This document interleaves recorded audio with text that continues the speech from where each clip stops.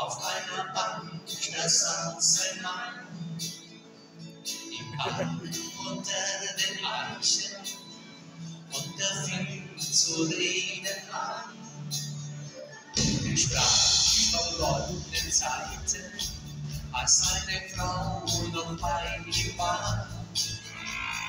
Trank den Wein aus Flaschen, dann war er ihr so nah. Der macht die Augen zu, flüstert einen Vogel zu, singt heute Nacht noch Schwalenlied, sag ihr, dass ich sie lieb. Feuervogel Flieg, unsere guten Sterne, singt uns einmal unsere Melodie. Feuervogel